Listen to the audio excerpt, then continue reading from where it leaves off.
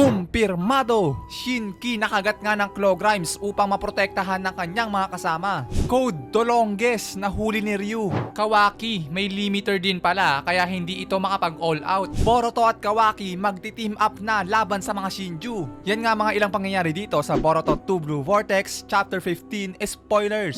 So tara mga pare ko, umpisahan na agad natin. So dito nga makita natin sa eksena na itong si Gaara na malala nga ang injury. Sa kadahilanan na nga rin na pinoprotektahan niya kasi dito ang kanyang anak na si Shinki at ang mga kasama nito. Pinoprotektahan niya ito laban dito kay Matsuri mga pare ko. Yes, Matsuri. Si Matsuri pala ang pumunta dito sa Sunagakure. So bali nga dito sinasabi ni Gaara kay Shinki na dadalhin niya nga daw ang mga ito sa labasan at kapag nakarating na nga daw sila doon, tumakbo na sila. Then sumabat naman dito si Matsuri na kanyang sinasabi na pumunta lang naman daw siya dito sa lugar na to para hanapin nga daw sila Boruto at ang kasama nito na si Kashin Koji. Wala naman daw pakialam si Matsuri dito kay Gaara at kay Shinki. Pero kahit gayon pa man daw, yung malalang sugat nga daw ni Gaara ang magdadala sa kanya sa kamatayan, kaya hindi nga daw ito ang tamang lugar para alalahanin niya pa ang mga bata sa likuran niya. Nasagot naman dito ni Gaara na yun nga daw ang bagay na yun, na para nga daw sa kinabukasan ng mga batang ito hindi niya nga daw ito hahayaan na mamatay dito, na kahit pa kapalit nito ang kanyang buhay. So dahil sa bagay din niya na sinabi ni Gaara, dito na nga kumilos si Shinki at binutas ang buhangin na pinambalot sa kanila ni Gaara, na bigla itong gumawa ng hand sign para mapakilos o makontrol ang kanyang mga Iron Sun. At dito ngay makita natin na ginamit ni Shinki ang kanyang abilidad na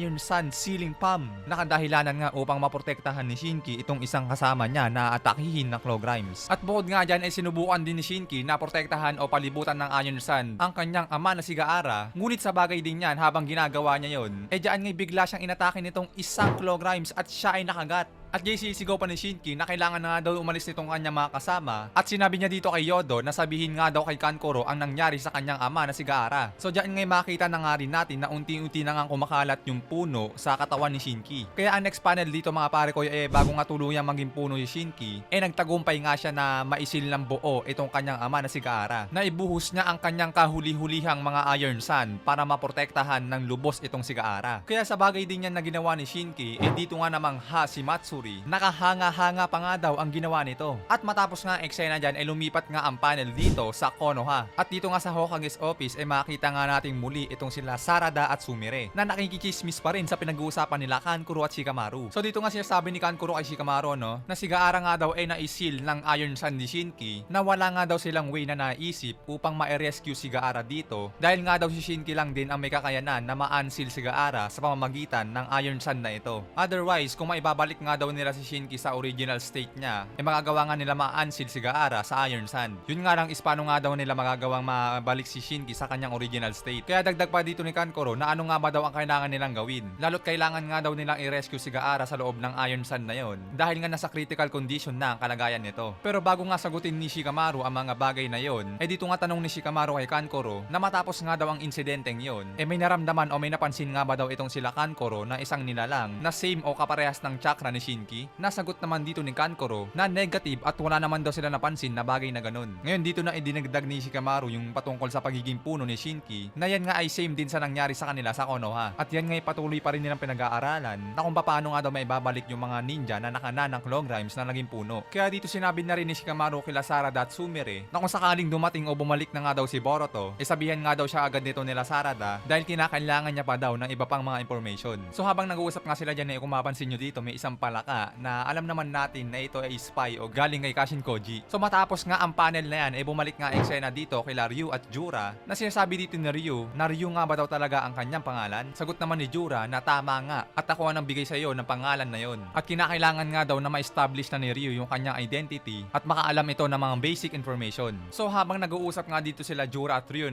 dito nga bigla nga nakarandam o nakapansin itong si Ryu at kanyang sinabi na tumahimik nga daw muna saglit yung kanyang mga kasama at kanyang binaba ang kanyang Iron Sun dito sa cube na kinatatayuan niya. At mula nga dyan, hayan na nga, bigla ngang dinukot ni Ryu itong si Code na nasa loob mismo ng cube. Grabe, para tolonggis talaga, bonak talaga. Anong ginagawa mo dyan, Code? Ano sa tingin mo, mga basic lang yung mga nilalang na yan, mga pantolonggis lang din, na hindi ka basta-basta mararamdaman o mahuli? Si Sasuke nga nagawa ka pang kanain tapos dito sa mga Shinju nagbabalak pa siya. Bonak talaga, hindi talaga alam ni Code na pantolonggis yung mga galawang ganun. Anyway, way nang mahuli nga o madali nga ni Ryu itong si Code. Dito nga sinabi ni Jura napakawalan na nga lang daw ito, lalo't may utang na loob nga daw sila dito kay Code. At yung tinatanong ni Jura na ano nga ba daw ang ginagawa nitong ni Code dito at may balak nga ba daw ito na gamitin sila. Sagot naman dito ni Code na ano nga ba daw talaga pinaka-intensyon nitong mga Shinju. May balak nga ba daw sila nakainin ng mga Otsutsuki? Sagot naman ni Jura na may mga bagay pa nga daw sila na kailangan ayusin ngayon at yun nga muna daw ang kanilang ipaprioritize, kaya isasantabi na nga lang daw muna nila yung bagay patungkol sa mga Otsutsuki. Kaya idinagdag na rin dito ni Jura yung bagay patungkol kay Boruto na total parehas lang din naman daw sila ni Code na gustong eliminate si Boruto. Kung magkagayon daw okay lang din naman daw yon kay Jura na malaya itong gawin ng gusto niya na paslangin si Boruto. Kaya nga dyan medyo na bad trip itong si Code na parang inuutusan nga daw siya ni Jura na kung sino dapat ang kanyang patayin. Na mukhang hindi nga daw ito nauunawaan nila Jura hanggat hindi pa ito nakakakita ng sakit sa kanilang mga mata. Kaya sa bagay din yan makita natin dito na pumorma nga itong si Code upang lumikha ng pag-atake gamit ang kanyang claw marks at mula nga dyan ayan na nga.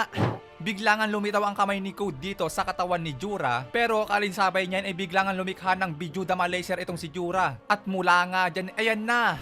Bang! Nahiwa at naputol nga ang kamay dito ni kumparing Code. Putol ang kamay ni Tolonges. At kaya sa bagay din yan, dyan na nga sinabi o dinagdag ni Jura dito kay Code, nabibigyan niya na nga lang daw ito ng isang assignment at yun nga ay ang hanapin at patayin si Boruto at ang isang lalaking tumutulong dito which is si Kashinkoji, na ang kapalit nga daw ng bagay na yon ibibigay nga daw ni Jura yung chakra fruit na hinahanap ni Code. So habang namimilipit nga si Code sa sakit matapos maputol ang kanyang kamay, dyan nga makita rin natin na nababad trip nga itong si Code dahil nga tinatawanan pa siya dito ni Mamushi, na sinasabi pa ni Mamushi na nakakagaan nga daw ng pakiramdam na kapag nakita niyang nahihirapan si Code. So ayan, nangyari sa'yo, Tolonggis ka kasi. Naputol na yung kamay mo, tinawanan ka pa ni Mamushi. But anyway, ang kasunod nga na panel dito, pumayag na nga si Code sa alok sa kanya ni Jura na hanapin at patayin nga si Boruto at Kashinkoji. At ang kapalit nga nun ang chakra fruit na hinahanap niya, na bago pa nga siya umalis gamit ang kanyang claw marks, ay kanyang sinabi na sa kanya pa rin ang huling halakhak. At ang next panel dito mga sir, dito nga sinaysay o sinabi ni Ryu na kung sino nga ba ang kanyang target. At ito nga daw ang 5th Kashikage na si Gaara of the Sand Village. So matik na yan guys, no? Dahil nga yung iba sinasabi rin na, Lord, sa tingin ko yung mga malalapit na kaibigan ni Shinki yung maaaring maging target niya. Well, sa kabilang banda may punto rin naman dahil mahal din naman ni Shinki yung mga nilalang na yon o mga ninjang yon. Pero dito kasi ang pinakalubos na minamahal ni Shinki ay si Gaara nga. Kaya kumpirmado nga na si Gaara talaga ang target ni Shinki or itong si Ryu na Shinju Shinki. So matapos nga ang panel na yan, lumipat nga ang eksena dito kay Boruto na nakaupo sa Hokage Stone Face at kaalinsabay niyan bigla na nga rin dumating dito si Kawaki. Natanong nga ni Boruto na may kasama nga ba daw ito at ano nga ba daw ang nangyari at hindi ito nakapunta agad. Then sabi naman dito ni Kawaki na ano nga ba daw ang pinaka-intensyon nitong ni Boruto. Yung mga nilalang na umatake sa Konoha, bakit hindi niya daw sinabi yung mga katotohanan patungkol sa bagay na yon? Sagot naman ni Boruto na wala naman din daw mangyayari kung sasabihin niya ang katotohanan. Dahil kung may maniwala man daw, malamang sa kabilang banda naman daw ay meron pa ring hindi maniniwala na maghahatid nga lang daw ng isang malaking kaguluhan para sa pag-iisip ng mga tao. Na ayun nga daw ang iniiwasang mangyari ni Boruto. At kaya sa bagay din yan isiningit nga dito ni Kawaki yung patungkol kay Momoshiki na ano na nga ba daw ang nangyari sa nilalang na yon, na mukhang hindi pa nga daw ito nare-resolba ni Boruto. Lalo't base nga din daw sa nakita ni Kawaki hindi pa nga daw kayang kontrolin ni Boruto yung kanyang karma. Kaya sa bagay din yan sagot naman dito ni Boruto, 2 taon daw ang nakalipas matapos nila makaharap si Code kasama ang kanyang master na si Sasuke, ayun nga rin daw ang huling beses na gumamit siya ng kanyang karma. Dahil nga daw yung huling beses niya na ginamit niya yon, halos nawala nga daw siya sa kanyang sarili at muntikan na nga daw matake over ni Momoshiki yung kanyang katawan. At mula nga daw noon hindi niya na nga rin daw ginamit yung kanyang karma. Nadyan ngayon naguguluhan pa si Kawaki at hindi niya nga daw maintindihan yung mga sinasabi ni Boruto na paano nga daw naggaganon at ano nga ba daw ang nangyari. Nasabi nga ni Boruto na sa loob ng 3 taon, simula nun doon na nga rin nag-uumpisang mag-trigger yung kanyang karma seal na pag nag-activate ito possible nga na makalabas si Momoshiki. Kaya sa bagay din yan dyan na nga naalarma ng husto itong si Kawaki. At dyan na nga rin isinalaysay ni Boruto yung patungkol sa mga Shinju na hindi nga daw ito pangkaraniwang mga nilalang o mga pangkaraniwang kalaban. Lalong-lalo na daw si Jura na hindi niya nga daw kayang labanan ito na mag-isa. Kaya kinakailangan niya daw ang tulong dito ni Kawaki. Kaya dito na nga rin pumapasok yung early spoilers natin ng nakaraan na yung sinasabi dito ni Boruto na kinakailangan daw ni Kawaki na maging malakas. Dahil nga kung mangyayari na hindi siya magpalakas malaki ang tsansa na makain siya o matalo siya ng mga Shinju at mas lalong lumaki ang problema. At syempre heto na guys, dito sa next panel sinasabi dito yung patungkol kay Amado Amado. Bukod sa kinakailangan pa rin ni Kawaki na mag-training para maging malakas, dito nga dinagdag din ni Boruto yung patungkol sa power ni Kawaki na kaya naman pala ay hindi ito makapag all out dahil nga may limiter ito na nilagay sa kanya ni Amado. Likewise sa ginawa ni Amado kay Code na nilagyan ito ng limiter. So ayun din pala mga pare ko yun, no? It means to say na hindi naman pala ganong kahina si Kawaki. Ang nangyayari lang nalilimitahan yung mga galaw niya, yung mga atake niya, yung mga depensa niya. Kaya sa mga nagdaang chapter nagmumukha tuloy siyang tolongges o mahina, which is hindi naman ganon dahil nga may limiter lang ito na nilagay sa kanya ni Amado. So napakaangas pala mga pare ko yun, no? Kasi magiging malaking tulong nga itong si Kawaki kay Boruto para malabanan yung mga Shinju. Nasa kabilang banda, kung ayaw naman daw maniwala ni Kawaki, nasa sa kanya na nga daw ito at pwede niya naman daw gawin na puntahan si Amado upang sabihin sa kanya ang katotohanan. Kaya ang next panel dito mga sir,